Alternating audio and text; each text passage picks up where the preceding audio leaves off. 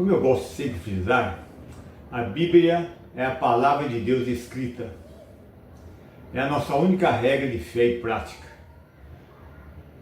A palavra de Deus é inspirada não só nos seus conceitos, ideias, mas nas suas próprias palavras. O Espírito Santo inspirou as palavras também. Creio que há uma inspiração plenária. Toda a Bíblia, de Gênesis a Apocalipse, foi inspirada pelo Espírito Santo. A palavra de Deus é infalível, não nos conduz ao erro.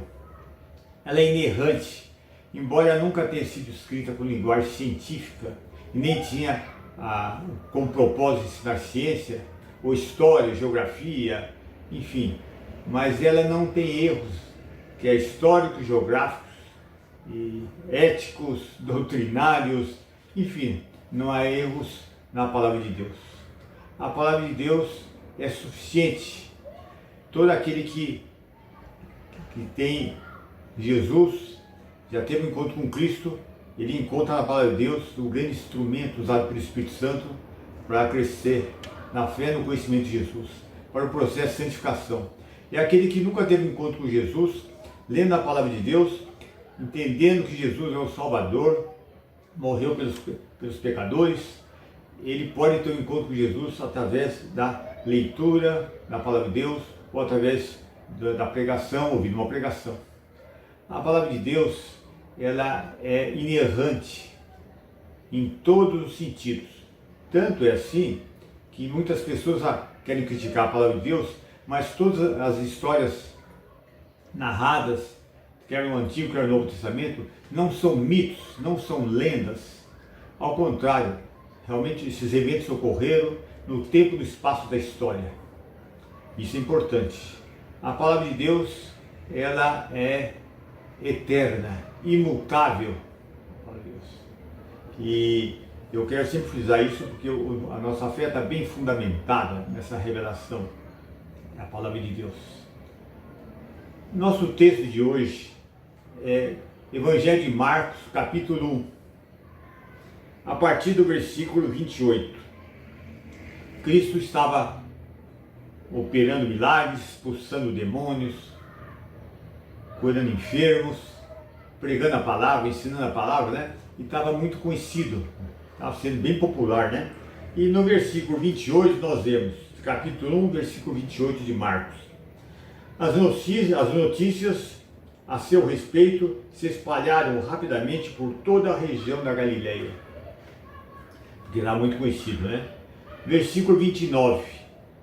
Logo que saíram da sinagoga, foram com Tiago e João à casa de Simão e André. A sogra de Simão, conhecido por Pedro também, estava de cama com febre e falaram a respeito dela a Jesus.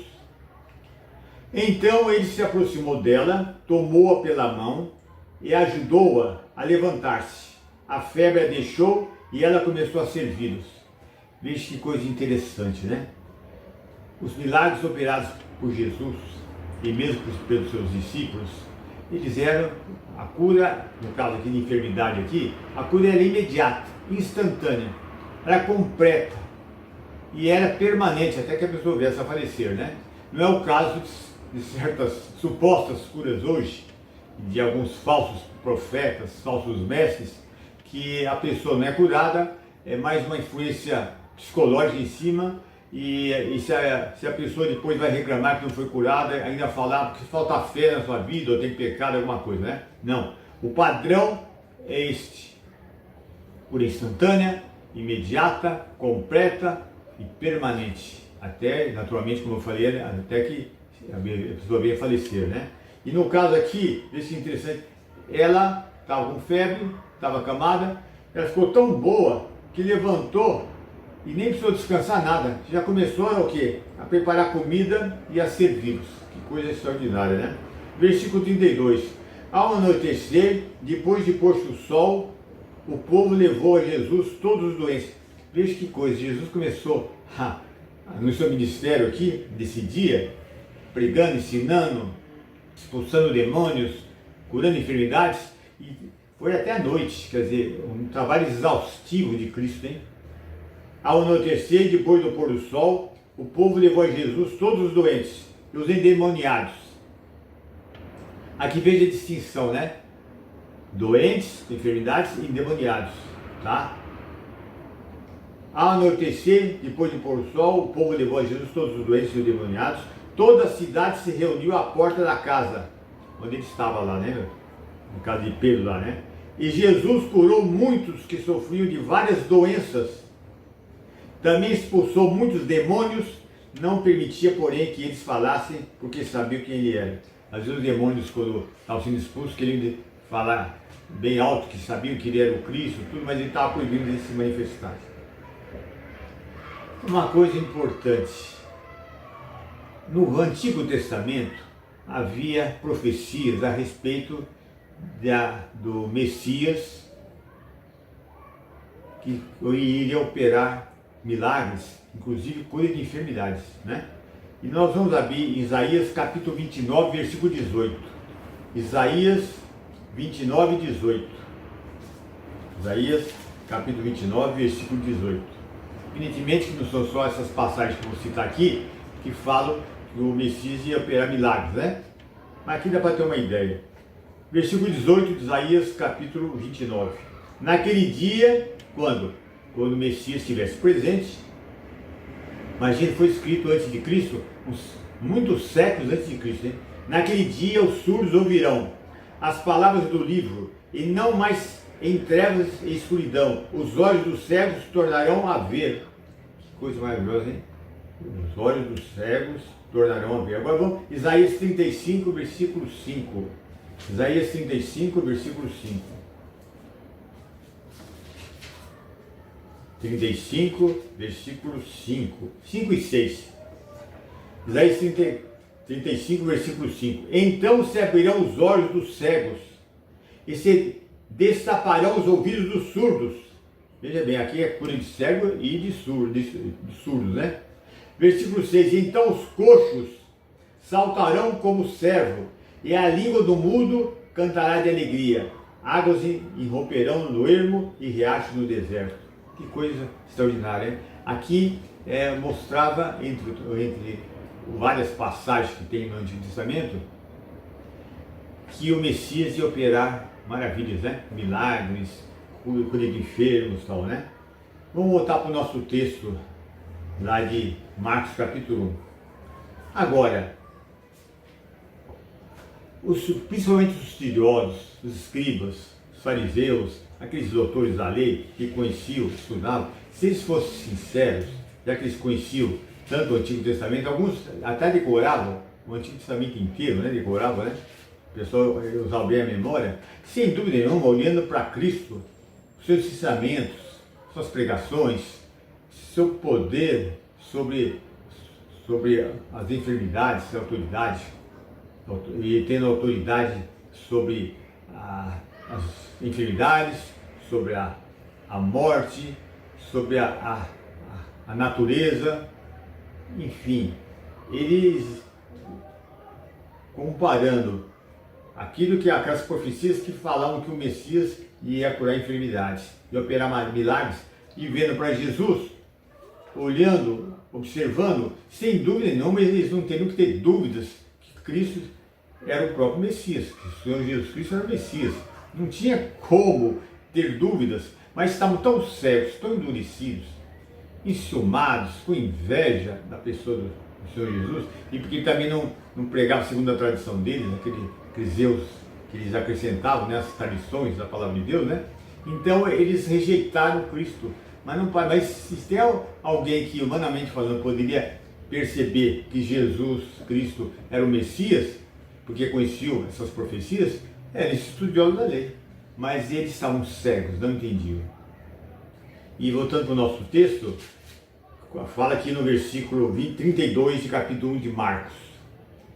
Ao anoitecer, depois do pôr do sol, o povo levou a Jesus todos os doentes e os endemoniados. Toda a cidade se uniu à porta de casa. Jesus curou muitos que sofriam de várias doenças. Também expulsou muitos demônios e não permitia, porém, que eles falassem, porque sabiam quem ele era.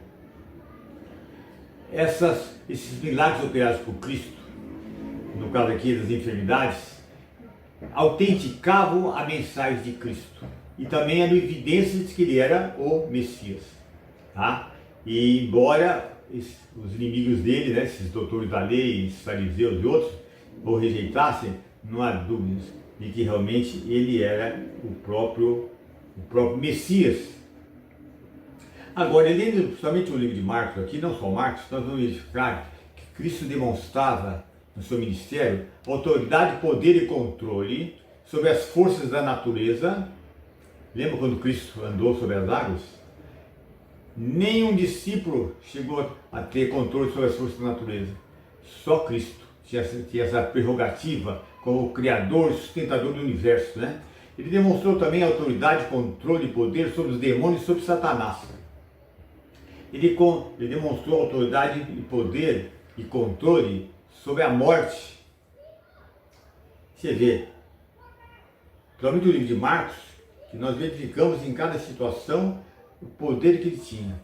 Forças da natureza, demônios, Satanás, as enfermidades e sobre a morte. Ele chegou a restaurar a vida de pessoas que morreram, como Lázaro, por exemplo, né? E nós verificamos que realmente esses milagres serviam, entre outras coisas, não só para comprovar que ele era o Messias, mas para autenticar a mensagem dele. Cristo, quando ele, no ministério terreno dele aqui na terra, ele veio como servo, veio com a finalidade de morrer também, e ele estava totalmente submisso, subordinado ao Pai. Ele dependia totalmente do Pai, da orientação e direção do Pai. E o Espírito Santo o capacitava em seu ministério, para milagres, outras coisas. Mas em nenhum momento ele abriu mão da sua natureza divina, Cristo, em nenhum momento ele abriu mão dos seus atributos, ao contrário. Tanto é isso é o mistério da nossa fé, entre outros, né? Assim como citei no outro estudo, que quando Cristo nasceu, que ele estava ali na manjedoura, totalmente independente da Maria para se alimentar, para tudo, né? Ele não falava, não andava, né? E ele estava totalmente frágil ali, humanamente falando, em sua humanidade, como homem, né? Mas ao mesmo tempo, ele, como Criador do universo, estava sustentando o universo, controlando tudo. O mistério, né? Aqui também, embora ele estivesse nessa fase do ministério dele, quando esteve aqui, subordinado ao Pai, dependendo das orientações do Pai, querendo fazer a vontade do Pai, e também sendo controlado pelo Espírito Santo e tendo poder para operar esses milagres, e curas e outras coisas mais, em nenhum momento ele deixou, veja que interessante, deixou de ser o sustentador do universo. Em nenhum momento, como Deus, ele deixou de controlar tudo, ter autoridade sobre tudo, apesar de em sua natureza humana ele tivesse aquelas limitações que nós já conhecemos, né? Uma pessoa só, duas naturezas. Verdadeiro Deus, verdadeiro homem, homem perfeito. E quanto mais nós vamos estudando a pessoa de Cristo, nós verificamos que ele não tinha natureza pecaminosa, nunca pecou. E como Deus homem, e como o fato também não ter a natureza pecaminosa, ser concebido pelo Espírito Santo em sua natureza humana, mesmo quando ele foi tentado pelo diabo lá no deserto, ele não podia pecar. Ele não podia pecar, como Deus homem, tá? Eu quero frisar esses detalhes que são muito importantes. E ele, o Messias, que estava ministrando aqui, nessa passagem que nós estamos dedicando, ele era o Eu Sou do Antigo Testamento. Foi ele que apareceu várias vezes no Antigo Testamento como o anjo do Senhor. Foi ele que apareceu para Moisés, ele na sarça como anjo do Senhor. Enfim, ele veio com a finalidade de revelar o Pai e morrer pelos pecadores. E infelizmente, aqueles doutores da lei, aqueles estudiosos com raras exceções, estavam tão cegos, como eu falei, tão endurecidos, que perderam a oportunidade, o privilégio de o receberem como Messias, tão aguardado desde o Antigo Testamento, né?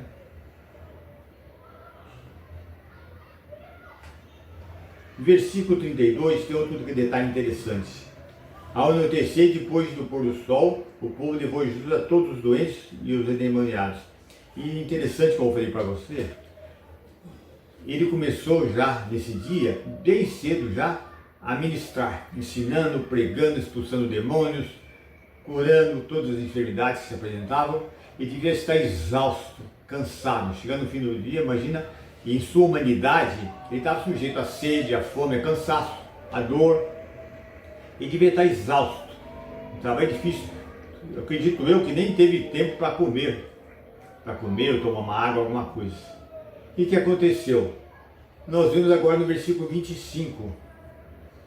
De madrugada, quando ainda estava escuro, Jesus levantou-se, saiu de casa e foi para um lugar deserto, onde ficou orando. Veja que coisa. Ele trabalhou o dia todo, ministrou o dia todo, estava exausto, totalmente foram dormir, né?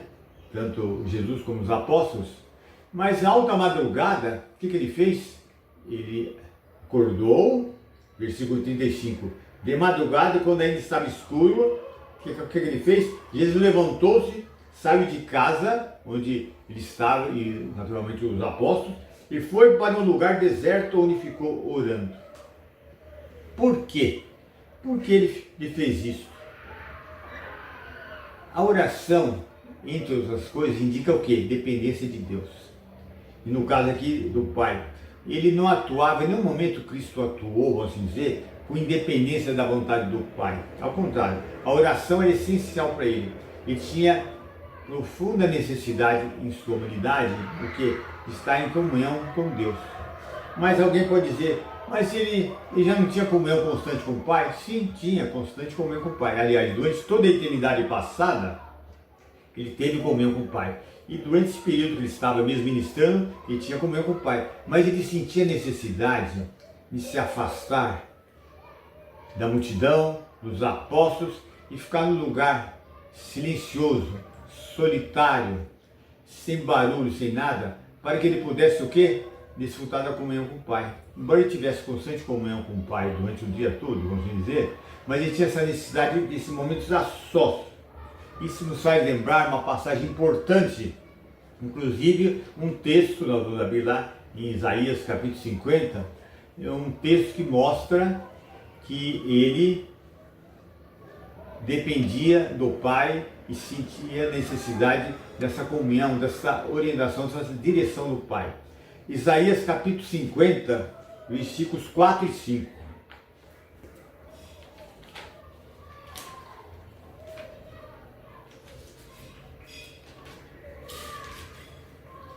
Isaías capítulo 50, versículos 4 e 5. Esse texto aqui está falando de Cristo, hein? Versículo 4 de Isaías 50.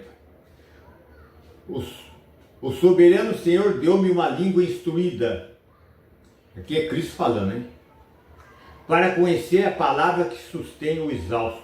Ele me acorda manhã após manhã. Desperta meu ouvido para escutar. Como alguém está sendo ensinado, tá vendo? Ele em sua humanidade, ele tinha essa necessidade. Versículo 5. O soberano, o Senhor, abriu meus ouvidos e eu não tenho sido rebelde. Eu não me afastei. Por quê? Porque tinha essa necessidade, mesmo como homem, dessa comunhão constante com o Pai, dessa dependência dele. Interessante, fala, desperta como alguém está sendo ensinado. No versículo 4. Voltemos lá para o capítulo 1 de Marcos. Então, como está dizendo para você, qual era então o segredo do seu poder, da sua autoridade? Era exatamente essa comunhão com o Pai. Então, versículo aqui 35, fala que ele cada vez que ele tinha esse contato com o Pai, suas forças espirituais, emocionais, físicas eram renovadas, assim dizer, né? Então esse contato, essa comunhão com o Pai era essencial para o ministério dele. E ele começa, interessante que aqui fala que ele começa de madrugada e ele recebe poder através da oração, através da comunhão com o Pai. Isso o renovava. Então é interessante que esse aspecto do versículo 35 de capítulo 1 de Marcos, de madrugada, quando estava escuro, levantou-se, saiu de casa e foi para um local deserto. Que se levantou de madrugada, que nós verificamos, né? Para um local que ficava o quê? Longe, distante, livre de distrações, livre de interrupções, porque ele podia, a qualquer momento, alguém do lado do povo podia aparecer, ou os apóstolos, não, ele não queria nenhum contato com os apóstolos naquele momento, ele se separou, livre de distrações, livre de interrupções, isso é importante, né? Para ele pudesse desfrutar o quê? Um bom tempo em comunhão com o Pai, sem pressa, vamos assim dizer, sem interrupção, enfim, e deve ter passado várias horas, né? Interessante é que ele, em outras situações, nós podemos verificar nos evangelhos, ele também buscou um lugar secreto. Vamos abrir no capítulo 6 de Marcos, versículo 45. Marcos 6, 45.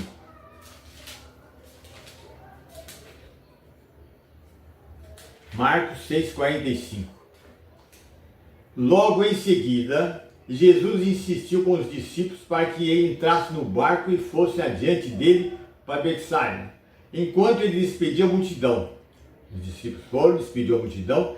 Versículo 46. Tendo-a despedido, que é a multidão, os discípulos partiram do barco, subiu ao monte para o quê? Orar. Veja a necessidade que ele tinha de separar esses momentos a sós com o Pai, para ter comunhão com Ele, para receber a direção dele, as instruções e desfrutar dessa comunhão com Ele. Agora, se ele quer o Deus homem, que durante toda a eternidade teve comunhão com o Pai, que durante o dia todo ele tinha comunhão com o Pai, ele sentia essa necessidade de separar um local deserto, silencioso, sem interrupção, para ter comunhão com o Pai. Quanto mais nós que somos pecadores, falhos, limitados, né? Precisamos do quê? Também de termos um lugar separado, livre de interrupções, para desfrutarmos da comunhão com Deus. E isso mostra porque muitas vezes nosso ministério é fraco, não tem poder e não glorifica a Deus. Por quê? Porque nós não dedicamos tempo a só, sem pressa, em comunhão com Deus. Isso é isso que nós verificamos aqui, né? Então você vê, ele havia passado um dia inteiro cansado, exausto. O que acontece? Ministério de ensino, expulsão de demônios, pregando, ensinando, curando enfermos. E depois o que acontece? Levanta de madrugada. Por que ele levantava de madrugada? Porque como ele tinha um ministério exaustivo durante o dia todo, não tinha, o único tempo que ele tinha reservado é que era exatamente de madrugada. Que ele estava, os apóstolos estavam dormindo, a multidão estava dormindo e ele podia ter comunhão com o Pai. Isso é importante. Então o que acontece? Ele levantou cedo então para quê? Que nós verificamos? Para passar um tempo a sós com o Pai, em comunhão com o Pai. Que maravilha! Então esse era o quê? O segredo do ministério dele é exatamente esse. Passar um tempo em oração, em comunhão com o Pai. E quantas lições nós... E já que ele é nosso modelo, é o nosso grande exemplo, nós temos, o crente então deve o quê? Deve sentir a importância também, tendo Jesus imitando a Cristo, né, vamos dizer, estar a sós, sem pressa, eu gosto de frisar isso, sem pressa, a sós, para desfrutar da comunhão com Deus Pai. Não é verdade que muitas vezes a oração para você é pesada? O momento de oração é um momento cansativo, pesado, você fica com tédio, cansado, com sono, a oração é mecânica. Por quê?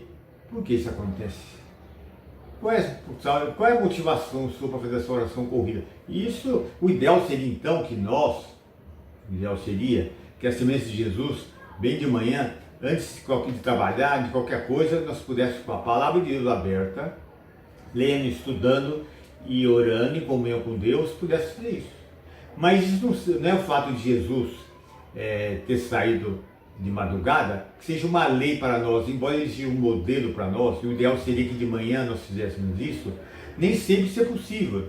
Às vezes você pode ter uma enfermidade que te impede de fazer isso, você pode ter uma profissão que impede de você fazer isso. Então, cada um deve adaptar a hora e o local de acordo com a sua necessidade, de acordo com o seu contexto. Isso é importante. E a comunhão com Deus. Quer dizer, nosso ministério, vamos dizer, se tiver Jesus como modelo, né? muitas vezes não tem poder, não tem impacto, vamos dizer, você não desfruta do poder do Senhor, não está sendo abençoado no seu ministério, você age muitas vezes, aliás, age no poder da carne. Por quê?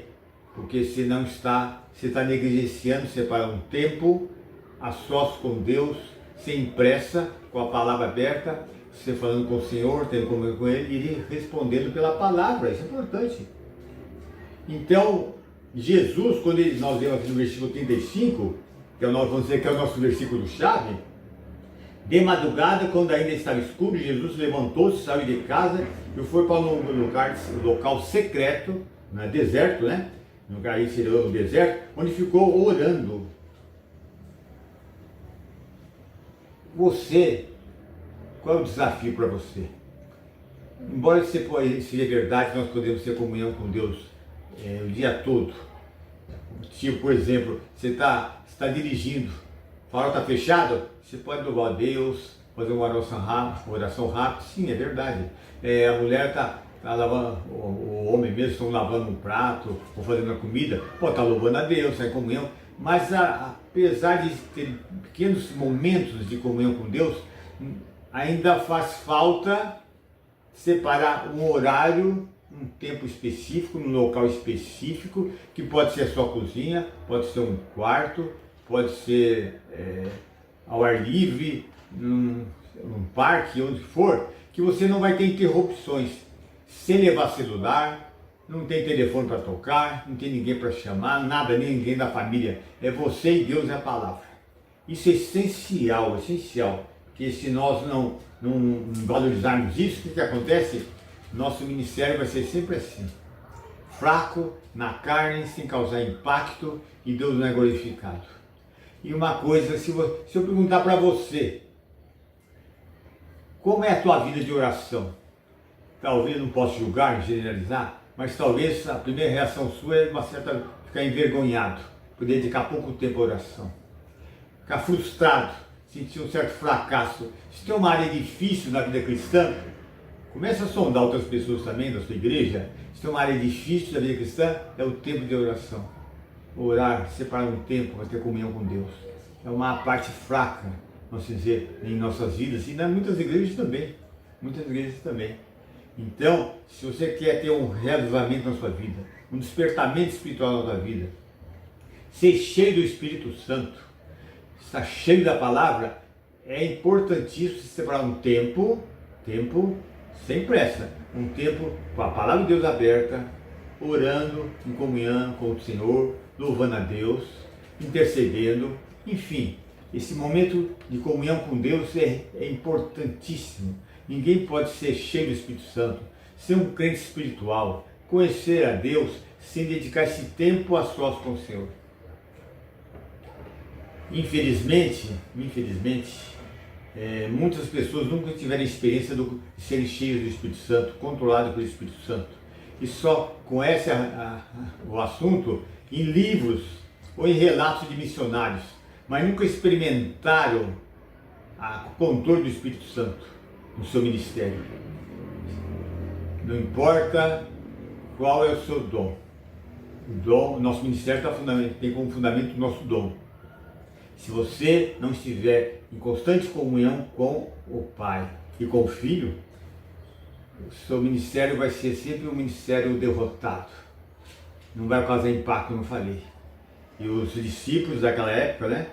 A gente vê no livro de Atos, uma igreja poderosa, cheia do Espírito Santo, uma igreja, almas salvas, pessoas edificadas, enfim, Jesus sendo exaltado e glorificado por pessoas que estavam em constante comunhão com o Senhor.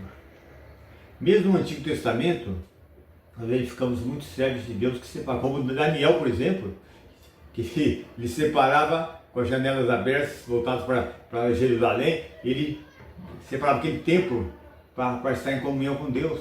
E você vê que, quer no Antigo, quer no Novo Testamento, pessoas realmente davam importância a esses momentos de oração, de comunhão, enfim, tendo Jesus como nosso o quê?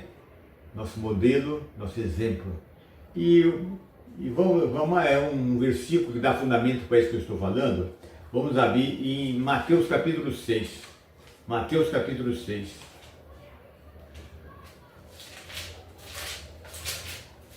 Aí nós verificamos a partir do versículo 5 para ver o contexto. Mateus 6, 5. E quando vocês orarem, não sejam como os hipócritas. Eles gostam de ficar orando em pé nas sinagogas e nas esquinas a fim de serem vistos pelos outros. Eu lhes asseguro que eles já receberam plena recompensa. Você vê como Jesus é diferente daquele pessoal daquela época, né? Que eles diziam que era o mestre, que conhecia a palavra. Ele não ficava em pé diante da multidão e demonstrando que era piedoso, não. Ele se retirava para ter comunhão com o Pai. Continuando no versículo 6. Mas quando você orar, veja aqui, ó, a importância de ter um local, que pode ser, como eu falei, na sua cozinha, pode ser no ar livre, num parque, pode ser no seu escritório. Ó, versículo 6. Mas quando você orar, vá para o seu quarto, feche a porta e ore a seu Pai, que está em secreto. Por que ele fala isso? Para não ter interrupções. Imagina hoje que nós temos telefone, tem um celular, tem uma série de coisas, pessoas que a qualquer momento, depende da sua profissão, podem ligar para você para procurar. Mas quando você orar, vá para o seu quarto, feche a porta e ore a seu Pai, que está em secreto. Então seu Pai, que vem em secreto, o recompensará.